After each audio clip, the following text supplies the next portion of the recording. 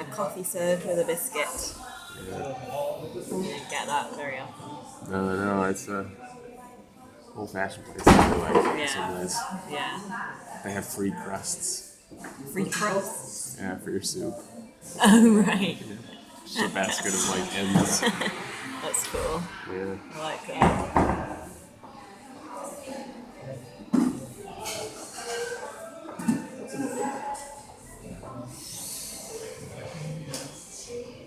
George Michael in the background. Couldn't make it better. Yeah, I wonder if it'll work. Or if it changes things doing it. But I quite like the idea of just being able to have a conversation with anybody over a cup of coffee. Yeah, same. I think you can do it. You just might need some better equipment. Yeah. To do it. Because, podcasts, they're kind of like a studio. Yeah. Where it's like two people sitting in front of mics still. And I wonder if that's because podcasts weren't a thing, so we had to associate them with things that we do know, or if that's like the best way to do them. Like a radio show. Yeah. But I quite like the idea of just doing it in your living room. Yeah. Because it's so low-key. Like the hardware is so low-key. And it's just like...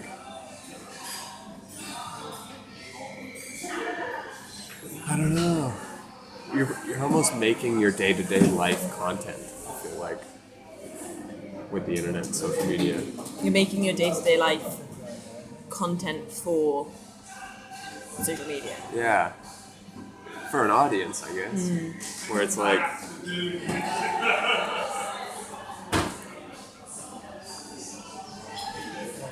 Instead of spending... I don't know.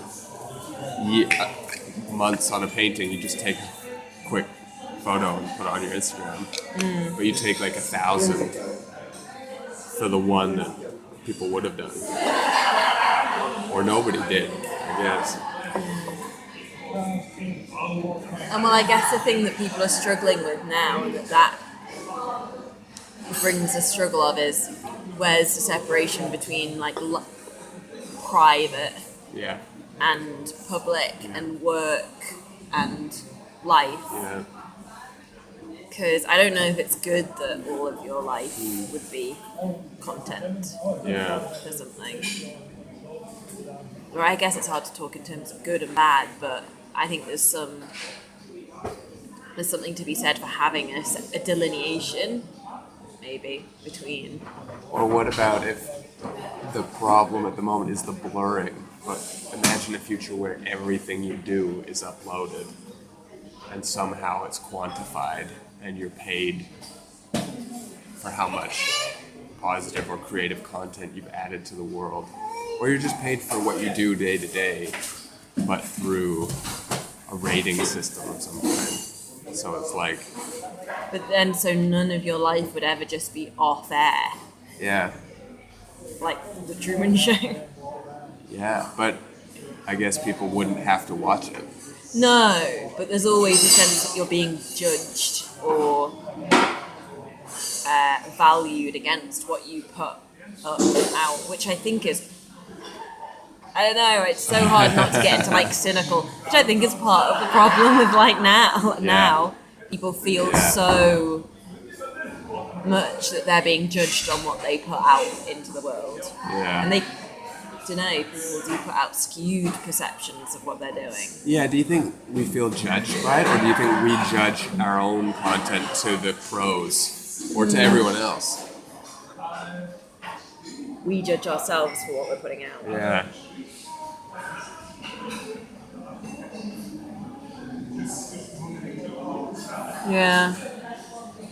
Yeah, I mean, I think we definitely do judge ourselves, or it's more like we filter what we're going to put out there because we know we will be judged upon what people see. And we're kind of judging ourselves through what we think is other people's Yeah, eyes. yeah. Because it's like, well, everybody else puts up nice mountain shots when they go on hikes. And therefore I should too. Instead of like, here's a photo of the parking lot I parked at before I went to the mall. The thing that I struggle with a little bit is that there doesn't seem to be much of a middle ground with this stuff, because I find it easier to put up nothing at all than to just put up little bits. Yeah. Because if you're just putting up little bits of your life, you look so far behind everyone else, or your life looks so like lame Yeah. in comparison to like the people who are putting up like 5 photos a day of like the awesome hike they went on and the awesome dinner they had. That unless you want to do that, Yeah. it's like you're always going to look a bit shitter unless you just don't put up anything at all. Yeah.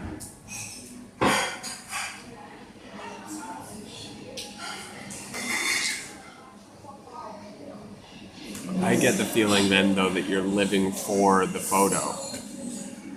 It's almost like you're going up the hill in order to take a photo. Because if it's on your mind that at the top you're going to take one, Yeah, or the first thing on your mind when you get to the top. yeah. I hope it's great weather so I can take this photo. Yeah. Yeah, to me that seems bad. But I don't know if that's just my own. Yeah, and I don't know if people do think that way. I don't know, maybe that's not Yeah. real. Maybe people are doing it genuinely. And then are like, awesome, I'm going to take a photo. Yeah. It's funny because, like, sharing seems to be such a good thing. We're encouraged to share as you like, share your toys and you've got to share. We learn that quite quickly, but then it's like, share everything. It's like, no, Yeah, that causes you to go insane. yeah. And it's a good lesson in life, is right? As well, I guess, right? Of what not to share. Yeah. Yeah, don't share your nudes. That's one thing you shouldn't share. Don't share anything about your sex. It's like, or your sex life. And you know, it's a Unless useful you're- moment, that moment where you're in a conversation with people and you overshare, or share something that you weren't quite ready to share, and you feel Yeah. it, right? Yeah. And you don't like the feeling. No, but then you move on and nobody talks about it. Whereas when it's on social media, Yeah, it's like yeah, someone yeah, screen grabs it and it's like, it's there. Yeah. I wonder if people will select their best and provide that. Like, if someone's good at guitar, maybe they should only put up stuff about guitar. Well, this is the thing that you've been talking about, right? Where for you, Yeah. your social media is just work. Yeah.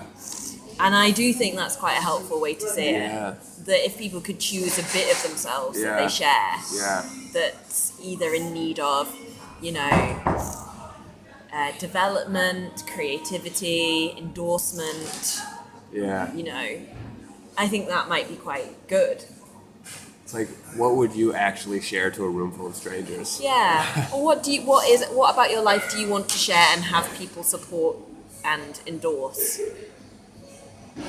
Like Yeah. what do you have in your life that you want the general public to know about? Instead of, how are you feeling? Yeah. Because that's such a brutally open prompt to get you to put shit online. Because I wouldn't tell a room full of strangers how I'm feeling. No. I would be like, I'm sane, I'm normal, don't eat me. Like, you accept me and don't kill me, because I'm not crazy, even though I am crazy. Because if I told everybody how I'm feeling all the time, people would be like, I didn't need to know any of that. Yeah. And it also presupposes that you even know how you're feeling, right? Yeah. Which most of the time I think most people Yeah. don't. Yeah. And if you put out there a way that you're feeling and it's not, I don't know.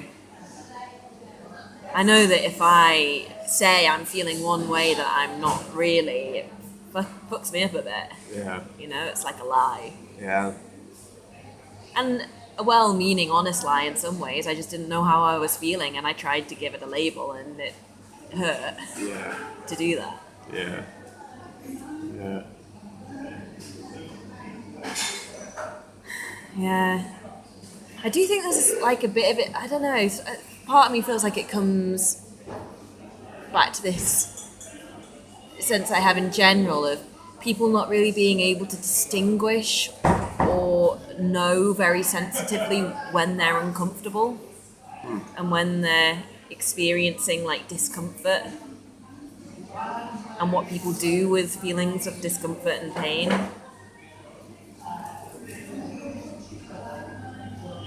And I think as a society we've got a little bit, like maybe just progressively throughout history, we've just been getting worse at it, or some things about the life we live now inhibits our ability to do it. I don't know, but like people don't check in to see how they're feeling before they post something. Yeah. I feel. Yeah. And if they did check in to see how they were feeling as they were posting something that was like hurtful or dishonest, if they felt the discomfort of it in their body, if they were sensitive enough to feel how that was actually hurting them. Yeah. I don't know. Do you think if there was like a "Are you sure?" button? Yeah, I think that would help. Yeah. If something flashed up before you posted something, if a little flash up box posted up and said, "Are you sure?" Yeah. How much do And you you think had that to would click. reduce? I think it might reduce quite a bit actually. A second chance. Just a second even. chance to read it over. Yeah, I think there are some things I've done that if a second chance box popped up, I'd be like, "Oh no," Yeah. I know there's emails I've sent. because you have. Yeah, same. Yeah. And text messages, I think. Yeah. Yeah. I don't know if you could do it for every text message or whatever, but you could enable it as a function maybe. Yeah. For me, it's thinking back to when I was younger and used to go out and get drunk and then text someone inappropriately or something. And if you could enable a function on your phone, it would be like... Yeah, there is an app for it. Yeah. It's like, there is. you can't text these people for 7 hours or whatever. Yeah. But yeah, I sometimes think on social media it should just be always. Or like, when you first post something, it goes to a select few, and they get to rate it, or like they can say yes or no. This passes to the general audience. Yeah. Because I don't know if we know if like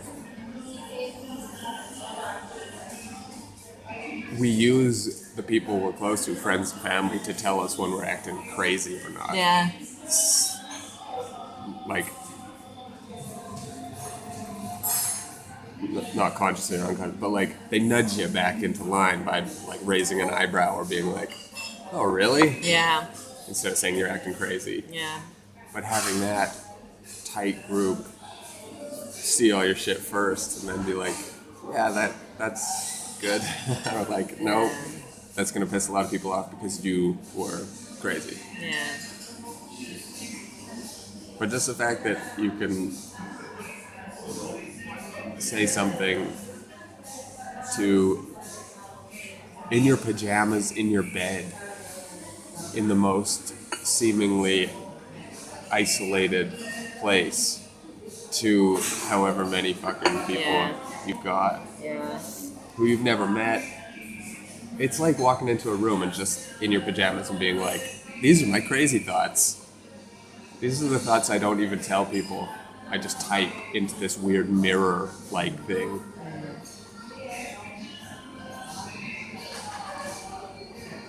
And how do you know you even think them or believe them? Like I don't know. I sort of wonder whether a lot of the things people put out there are actually really their secret, deepest, crazy thoughts, or whether they're just things they think they should think. Yeah. Because in the same way that we post the mountaintop on Instagram, I think we post the mountaintop on Facebook of our thoughts. Yeah. Whereas like, I am so disgusted by the behavior of blah blah blah. Where it's like, are you really? Yeah. Or are you just saying that because that's what everyone else is saying? Yeah. Everybody else is posting the same fucking mountaintop view, and you're just being like, I wonder if it's like signaling that you're the same. We want to show everybody that like, I'm not different.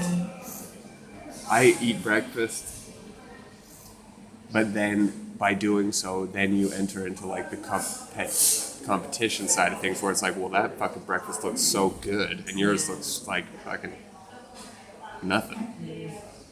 But the initial instinct is to be like, no, I'm the same. Don't kill me.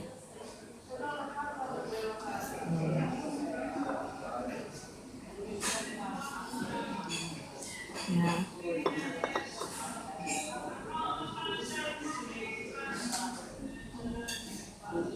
I think it's something I'd really benefit from, that like second chance button or second go. Are you sure?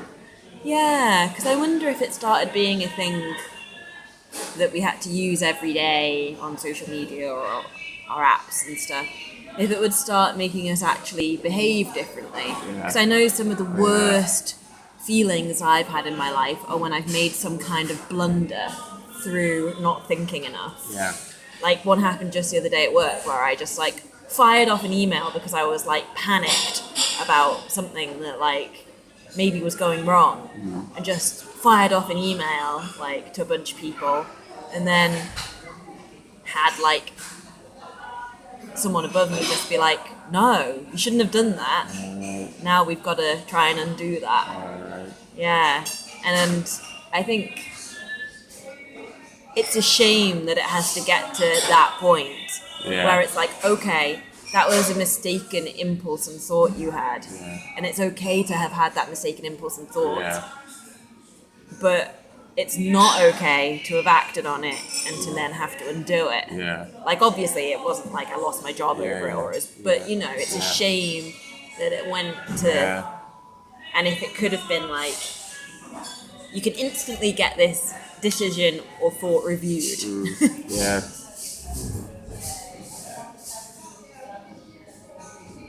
Which I think you, like, if you'd been writing a letter, you know, you would have had to get the paper, get the pen, sit down, write one, make a mistake, scrunch it up, put it down, write another one, find an envelope, write the address. And through all those processes, you'd probably be like, this is a little strong. Or like, this is a little misguided. But when you can just send with one click, it's like... And it's also one of the things that, like, sort of makes me argue for still having offices in the world. Because a lot of those things that I've done in a work situation are probably when I've been working from home or working in a place... working in a place away from all my colleagues. Whereas like working in an office, before I'd sent that message, if there had been a colleague near me, I may well have just been like, do you think this is okay? And it is actually really useful to just be able to go and say to somebody, hey, I'm thinking of doing this, like, what do you think?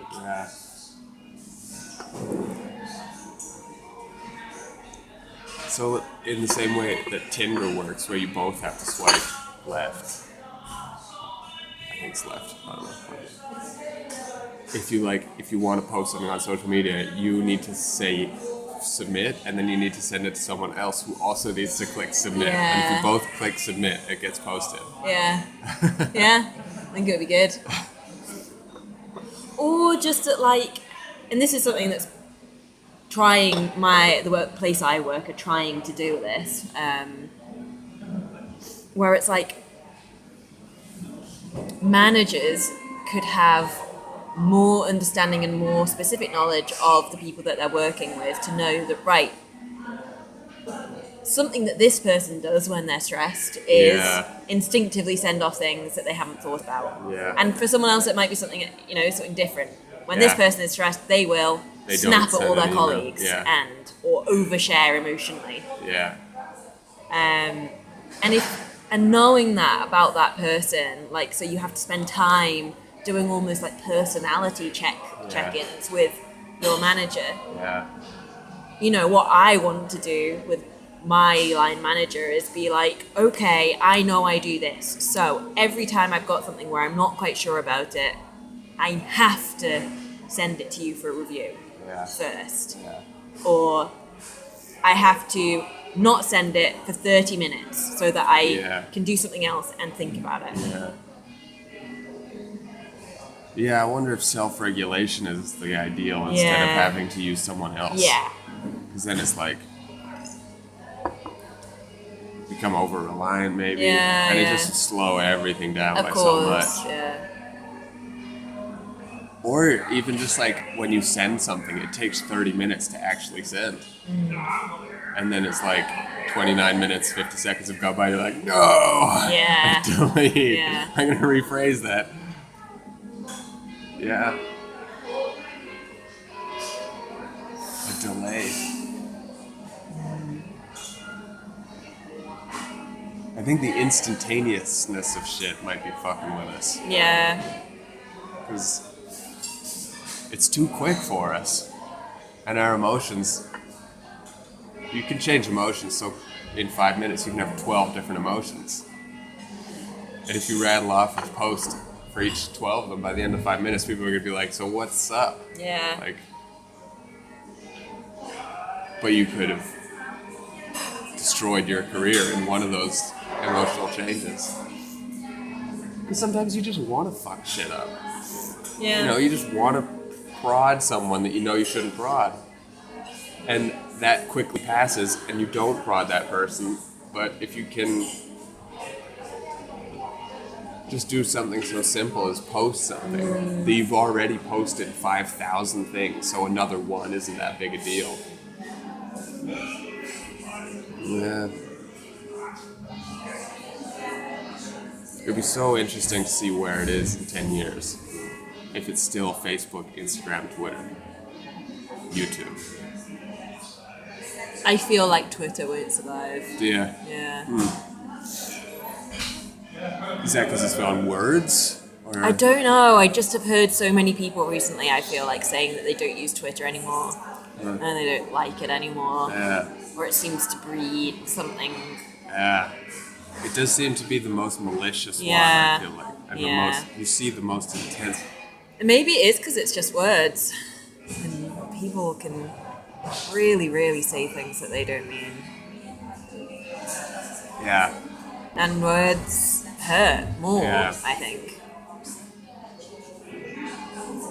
I think words without... Well, they're all on the same level on Twitter. And they're not in real life. Yeah, words without the context. What if a crazy person came up to you in the street and said, "You're fucking evil. You're Yeah. going to hell." Yeah. You'd be like, "Oh, you're crazy." Okay, yeah. That was a bit of a jarring experience, and like, "Oh, I didn't like that," but like, Yeah. that person's crazy. Yeah. Whereas if someone says that in writing, it's right next to And you can't your see mom's the person. email being like, Yeah. "Oh, it was so great to see you last weekend," Yeah. and they're on the same text, like same Yeah. font, and you read them in the same voice, and it's like, oh shit, maybe I am evil.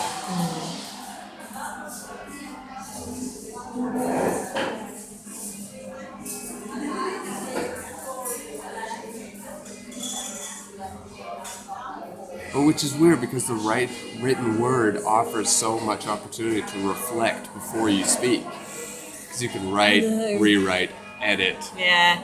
Yeah, as we were talking, I've just been thinking of, like, you know, some of the great historical novels that have letters, like, there's Yeah. so many letters in them, Yeah. right? And, like, Yeah. in Jane Austen, everything was being communicated through letters. And I was thinking when we were talking about the instantaneousness of it, how in those books, and I think in Pride and Prejudice, like, there's moments where people send letters and they don't arrive for so long that something changes in between, Yeah. and, like, Yeah. or something's happened and the person hasn't realised, and it's a big problem because. Yeah. But I don't know. Even then, it seems like more natural in some way. Yeah. And like.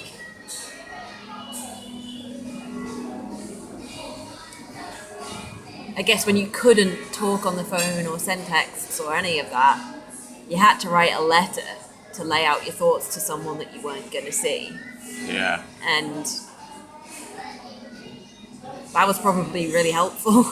Yeah.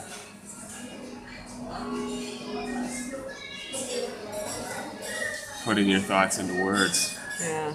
Yeah. But in long form, Yeah. right?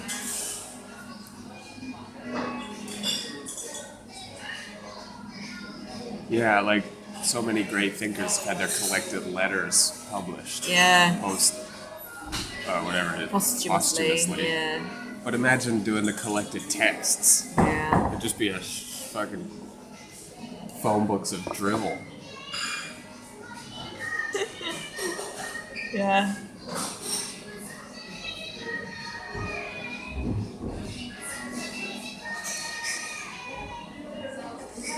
But we don't have any opportunity to do that now, unless we actually actively like keep a journal or write ourselves. Yeah.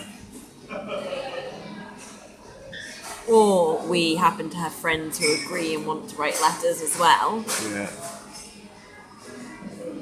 You can do everything you need to now without writing long form, really. I doubt many people write with pens very often.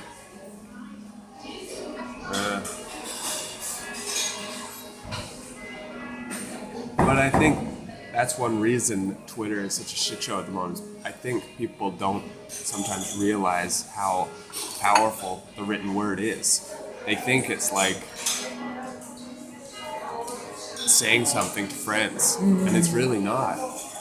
It changes the fucking world because people read it in their own head instead of hearing, because it's so easy to dismiss shit when you hear it out of someone else's mouth. But when you read it in your own head, it's a different voice. Yeah. And it's like written down. It takes on this new level of authority, I think.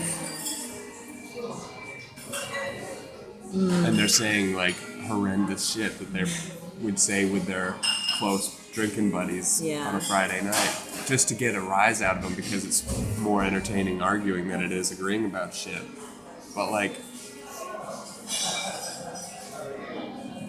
do you think that like Twitter makes us think that we are more argumentative than we are? I think it rewards argumentative action. Like, I think it rewards argument. Yeah. You get more response. It rewards like conflict, eh? Yeah. And so. And I think that maybe it makes us then believe that as a species we might be more conflicted and argumentative than we really are. I was just thinking of one example off the top of my head of like that recent thing that I sent you about Ariana Grande and Piers Morgan having like a argument back and forth on Twitter. Yeah. And I thought if they were both in a room together, maybe not, this might be bullshit, but if they were both in a room together and they were talking about this subject of feminism and whatever, they might get to a point where they realise they didn't really think that differently. Yeah. Or they might both be like, all right, okay, like, we'll agree to disagree on this thing, but I can see that you're not a bad person. Yeah.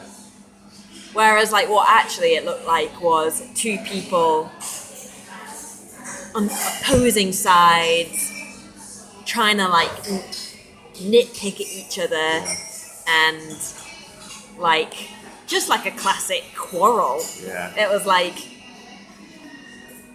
you're a boring old man, you're a patriarch, and we don't have to listen to you. Thank you, next. And then Piers Morgan was like, no, I'm saying blah, blah, blah, blah, blah. And if women keep doing this, I'll keep saying it. Thank you, next. Yeah. It's like, no one would talk like that in an actual argument, you know? Yeah.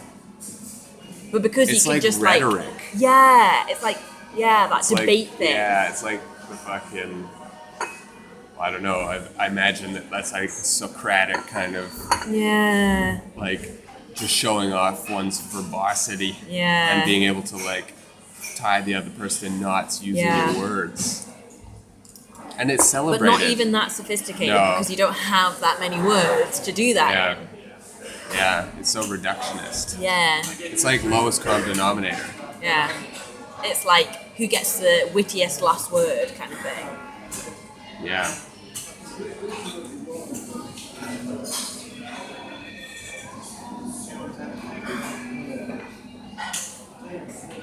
Yeah. I don't know, so I'm also interested to see what happens, but I feel like Twitter is coming into difficulty. Yeah. I heard they were talking about taking off followers and Oh, likes. yeah, I heard you say that, yeah. I think if they did that, well, I don't know. It's hard to make predictions, and I'm normally wrong when I do. But I have a feeling that would like push people away, or at least make it less popular. Yeah. But maybe that's a good thing. Maybe people need to stop using social media so goddamn much.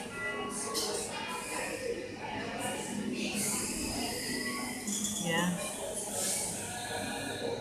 Or I don't know, while you were talking then, I was thinking maybe we're coming into a different way of judging someone's content throughout their, like, once you've been on Twitter for 20 years, people will have a hell of a lot of content to judge you by. And I wonder if the quantitative measure of somebody's content is going to actually be quite a good character measure. Whereas, like, if you just judge them by their individual posts, you get the 5 minutes of 12 different emotions view of them. Whereas over 20 years, you see this trends of, like, oh, yeah, on the whole, they're pretty, like, on like, Yeah. onto something. Do you think everyone should be on social media? That's a good question.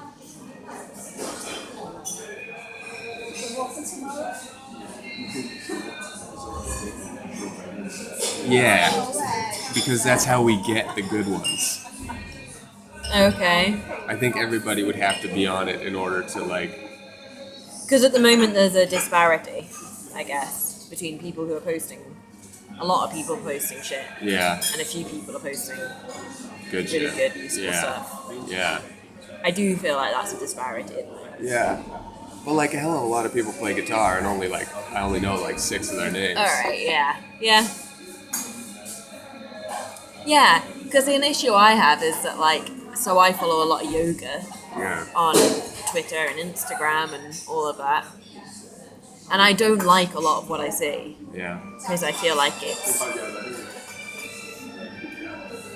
performative and competitive and misleading. Yeah. But the yoga teachers who I really like aren't on social media and don't post stuff because of that. I guess they don't want to be involved in that. Yeah. And I wish that they were, Yeah. because I wish that they were putting out stuff that... It's like the people who should be on social media aren't. I know, It's yeah. like the people who should be leaders are the ones who don't want to do it.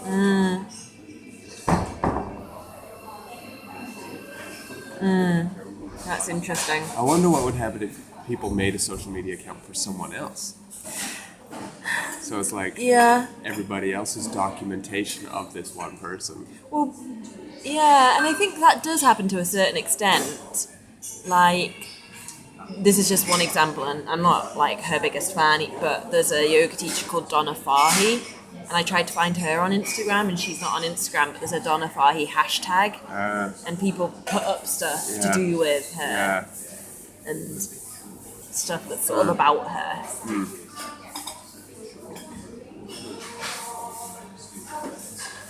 But it's still very much through their filter of it, so still Yeah. it's kind of like not necessarily her message, it's Yeah. their interpretation of her message. Yeah.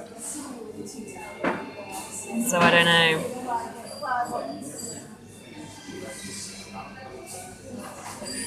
Because, then there's the whole thing about hashtags. So I wonder if, over time, the hashtags will become more important than the individuals. So, like, you can actually improve your life by following a certain few hashtags. Because the majority of the shit that's attached to those is positive. Yeah. Yeah. I find hashtags quite difficult at the moment. Like the hashtags I've followed that I was like, these will be good hashtags. Again, it's like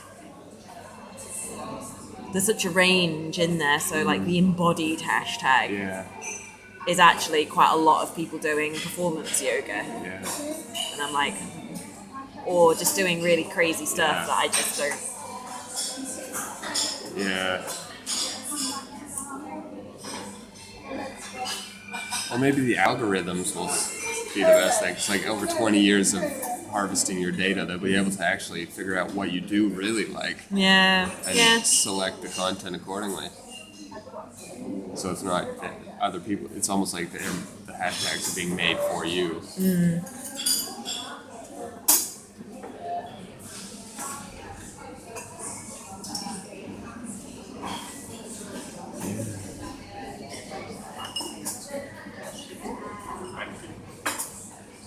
Yeah, just what I said, like everybody plays guitar about, 6. I don't think that's quite right because everybody plays guitar, but we can't go and listen to everybody. Whereas with social media, you can. You could just you could just go find some rando and learn a lot about them. You could find out who their family are, and that's unprecedented, I feel like. So even though we only know a few people, you could, in theory, just find people.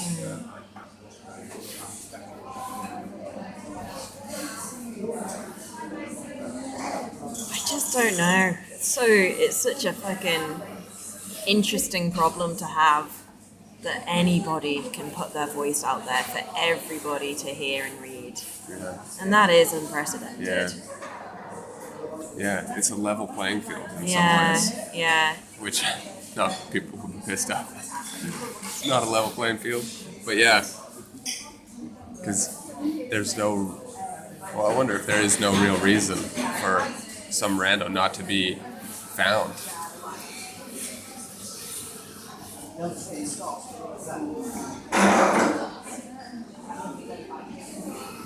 But I think that will benefit society in a way because we'll find the genuine people who haven't had the opportunity to be heard before. Yeah. Who are actually doing really good work. Or maybe it's this just development of the idea of like X Factor where you're just born with this gift instead of that's the goal is to find the one thing that you're better than everybody else at innately and become famous through that. Or it's no, you need to work really hard at something. Yeah. And I feel like that's the thing of I don't know. There's a part of me that almost feels like you should earn everybody hearing your voice and what you've got to say. Yeah. When you're practicing and actually, maybe everybody shouldn't just have free speech on social media. This is your main point. When you ask me, should everybody be on it? No. No, I don't think I was thinking of it then, actually. Because I think that everybody should be on it in a way so that they can see what's being said, but... You're only made public once you've got 100,000 people who agree that, we should listen to this person. Yeah. Yeah, that would be interesting, hey? Something like that.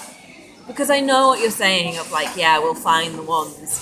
But there's so much fucking hurt and destruction and pointlessness and waste that's going on around the edges. Yeah. Yeah.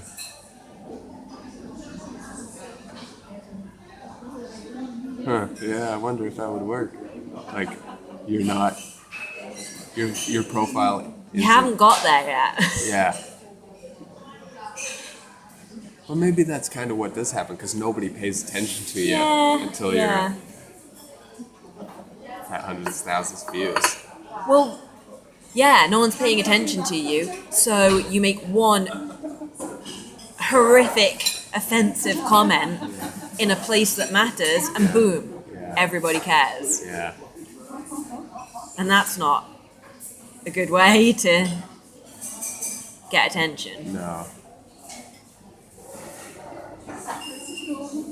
No, because I think the things that gain our attention the fastest are the threats in a way. Whereas the slow cultivation of quality takes us longer to recognize, I think. Yeah.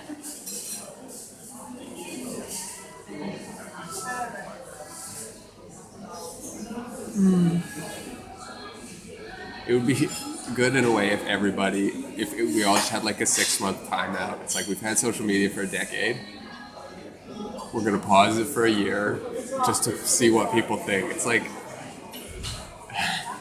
to know what's going on. Because when we're balls deep in it, you can't take a few breaths and be like, okay, what's happened here? So if we all just collectively said, okay, New Year's resolution 2019, no social media. Fuck that. Imagine if you did that,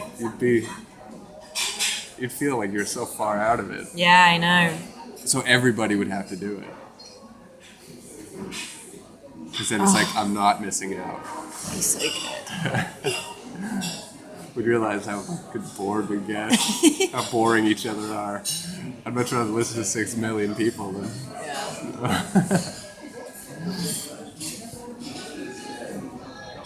It's funny though, hey, that like we don't just act as a collective species. Yeah. Like you can do that with a family or a and even workplace. then you have a hell of a lot of resistance and people cheating. And, But there's no way that as a collective human society we can say, hey everyone, let's 1, 3, just 1, 2, pause. Yeah. Let's review this. Yeah. So then governments do it, but nobody trusts the fucking government. So like, yeah.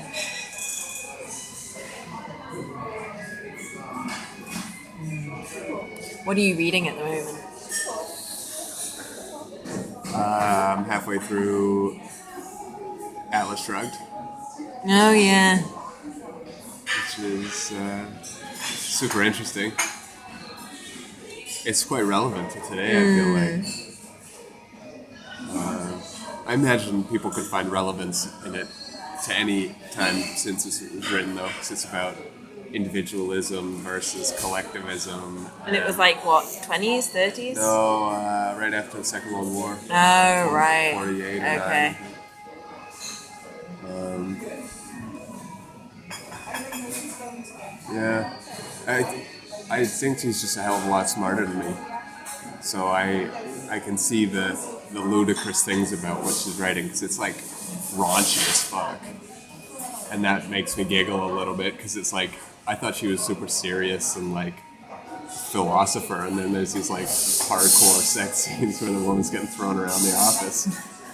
Not quite hardcore compared to today, for sure, but pretty like blue. So that makes me laugh. But then it's like, I bet she's doing that for her own reasons, because to get her philosophy into my head even better, because I think she is unbelievably smart. Because it's like it's like Socratic discussions around the best way to lead your life. But in amongst this huge epic plot of like a company in a railway company or like multiple companies. There's like CEOs of companies and they're... Do you like it? Yeah, I do. She's a hell of a good storyteller. Like, she's created these companies.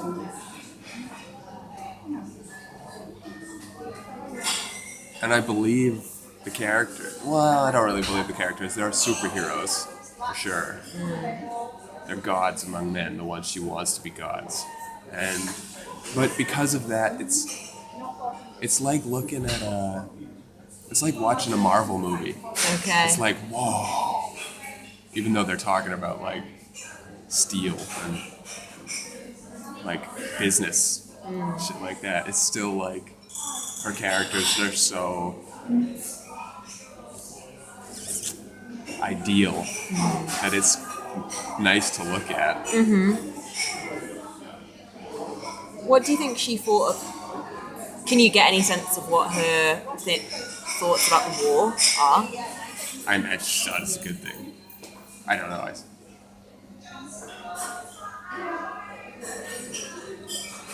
I don't imagine she had any problem with the idea of war. Yeah. Especially the fact that it was America kind of beating Nazism. It was capitalism triumphing and spreading free trade and democracy, but more like just free trade around the world. I imagine that was I think she was a refugee as well. Oh, I right. think. Maybe as a kid. I think she like escaped to America kind of thing. So I imagine she was on board. And why do you think she's so... Like, I don't know how to ask this really, but she's a woman. Just. Well, that's the thing, right? Like, she's a woman, but she is writing, I guess, about the power and the goodness of the power of men. Well, her main character is a woman. Yeah. But she's not. She's like a man. But she's... Like, in some ways, it's an extremely feminist book, which is weird. Because I don't think feminists would read her, to be honest. They'd assume she's evil. But the woman, and in Fountainhead, the women are her strongest characters. And they're quite often the love interest for the strong men, but they're the ones who, like, work hardest and sacrifice the most and come out on top. Do you feel like she's using it as a call to women to be more like that, or? The one in a million. Okay. Who's the strongest. But I think that's who she was talking to in general. Right. Is the one who can go against the current and save the world from the corruption of the masses. And I don't think she would care if that's a man or a woman, but I don't know. Because, I mean, yeah, at the end of the day, she's a woman. And people respected the fuck out of her. Like, there was a whole school dedicated to her. And there's the Ayn Rand Institute in America. But she had this whole posse of followers in her own life, when she was alive. People, like, followed her around, listened to every word she said, and, like, sat at her feet and treated her like a god almost.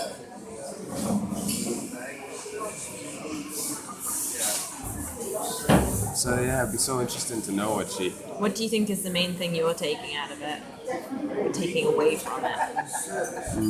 That I'm not as smart as her. Okay. Yeah, I think. Because I used to think I was, and I was dismissive of her. But now I'm like, no, you're doing things to me that I don't realize. Because you're so goddamn smart. And...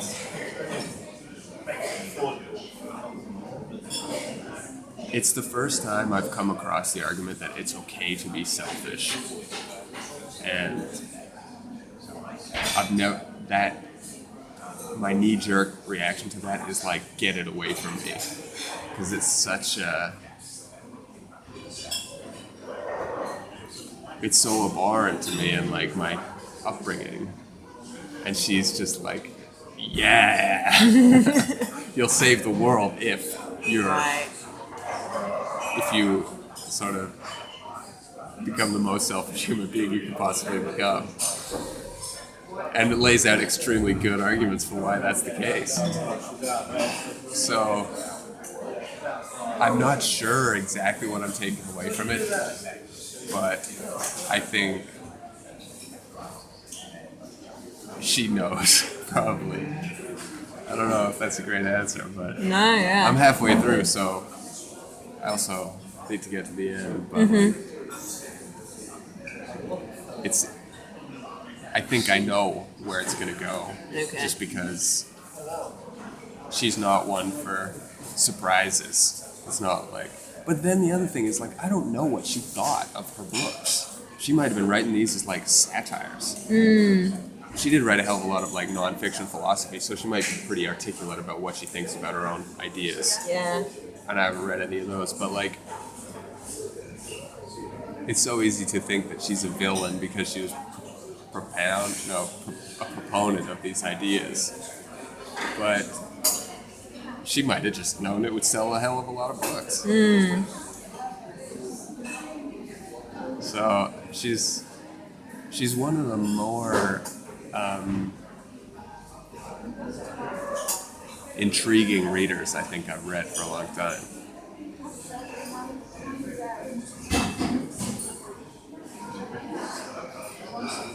And one of the most unapproachable. Yeah. Because when I read books by people and hers are thousands of pages long, or if I read a lot of books by the same author back to back, I feel like I get to know that person quite well. And I don't know Ayn Rand at all. Having read 2,000 pages of her, but no. Like I don't know who the hell she was as an individual, which is so weird. So I feel like if I read 1,500, 2,000 pages by someone else, I feel like I could just sit down and talk to like an old friend. Or at least someone I met. Yeah. Whereas with her, I think I'd approach her and be like, are you trying to kill me? Or are you doing everything in my best interest? Yeah. So yeah.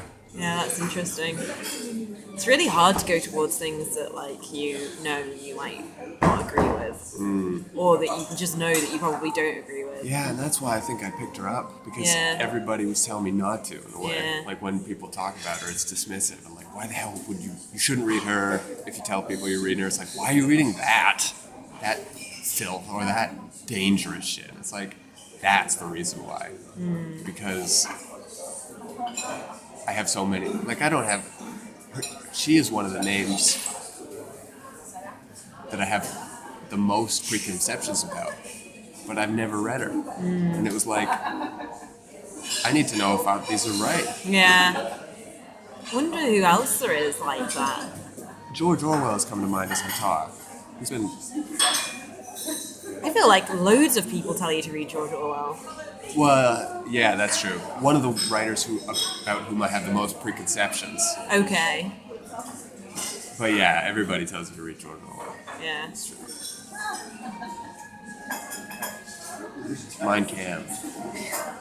Maybe. Yeah. Yeah, when you were talking about it, I was thinking Hitler Yeah. is who people would tell you not to go near Yeah. or read.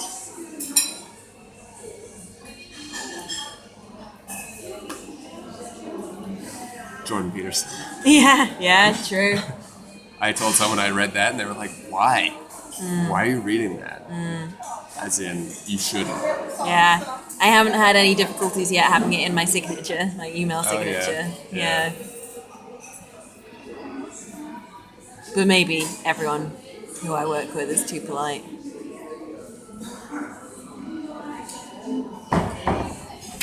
Yeah, it's funny. Huh?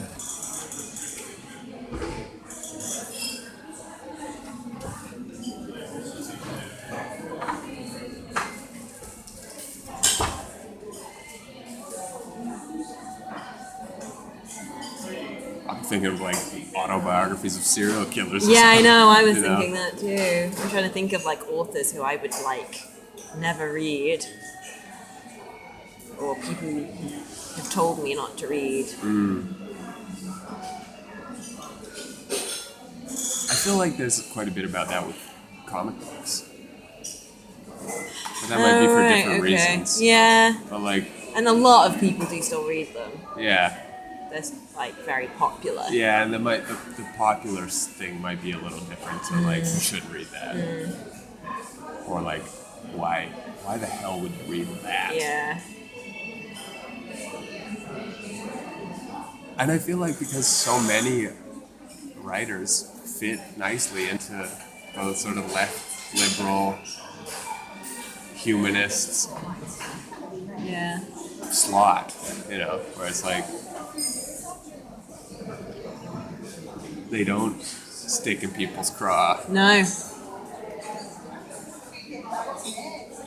And even if they did at the time, like D.H. Lawrence, now we think he's amazing Yeah. because sensibilities change. Yeah. And who knows, Ayn Rand might become Yeah, like and- high yeah. school reading. Yeah.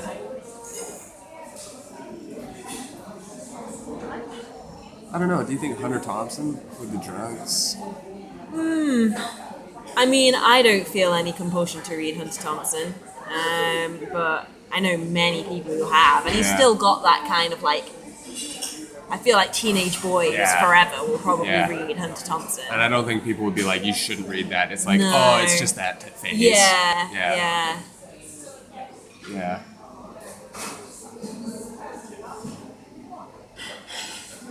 Yeah, I read one called Klansmen, I think it was called. No, Birth of a Nation, I think it's called. Well, that's what the movie's called based on the book, which is a book about the Klan.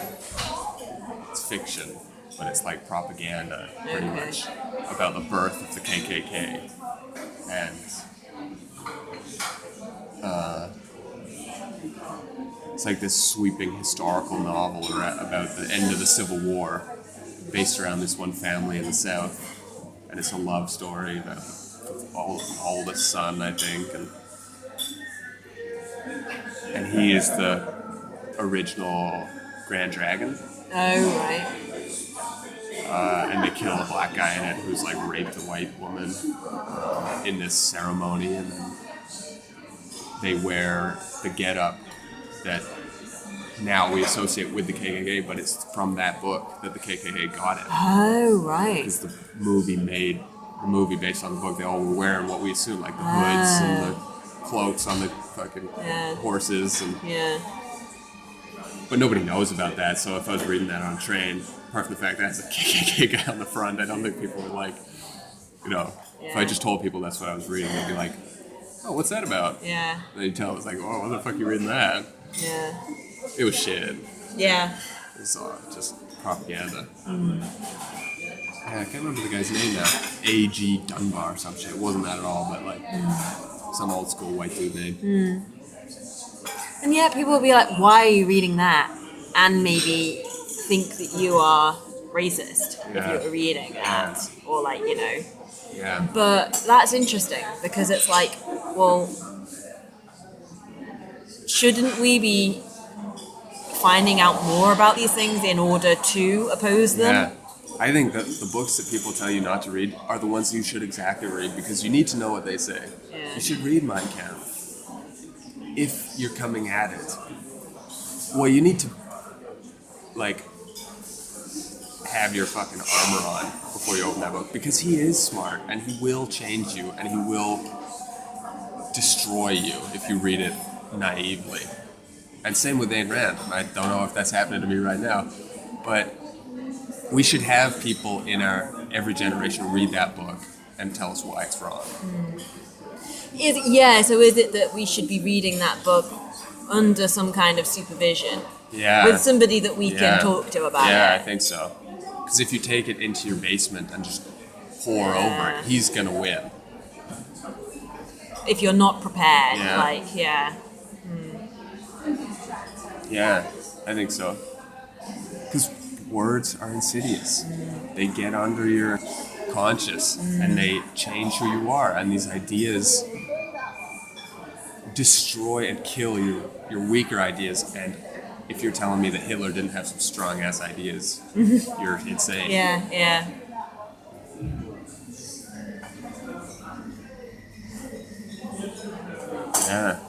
Yeah. Well, I know that, like,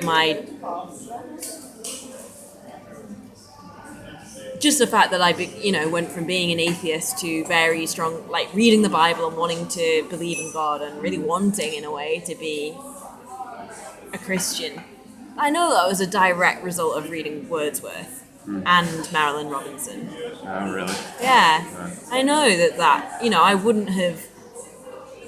I don't think I would have just got there on my own.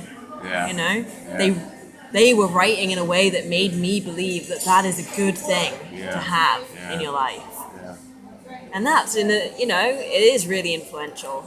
It's a kind of propaganda. It's a kind of because it's like the stronger ideas win out. Yeah. And it's hard to assume that it's not you coming to these books. Yeah. It's the ideas previous. It's all the other ideas coming to this new idea in your body and mind. But it's not like you are being changed by these ideas. It's like the previous collection of ideas is now being reformed by this new idea.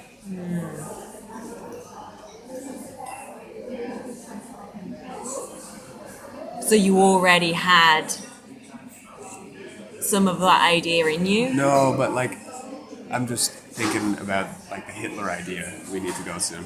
Yeah. Like, if you don't come to it armed with the better ideas, Yes. Yeah. his ideas yeah, will win. Yeah. And you came to Marilyn Robson and Wordsworth without better ideas. Mm-hmm. And the better idea took hold and said, come with me. And it seems to be one of the strongest ideas in history. Yeah. Because no matter what you come up against now, it probably can't unthrone that from the top level. No.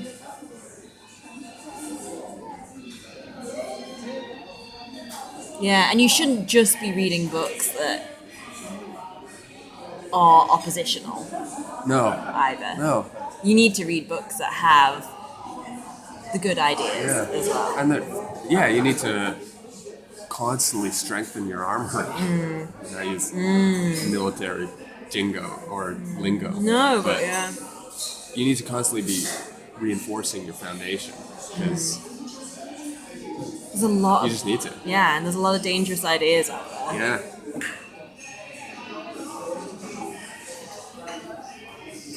Cool. Okay. We gotta go, right? Yeah. Yeah, okay, cool.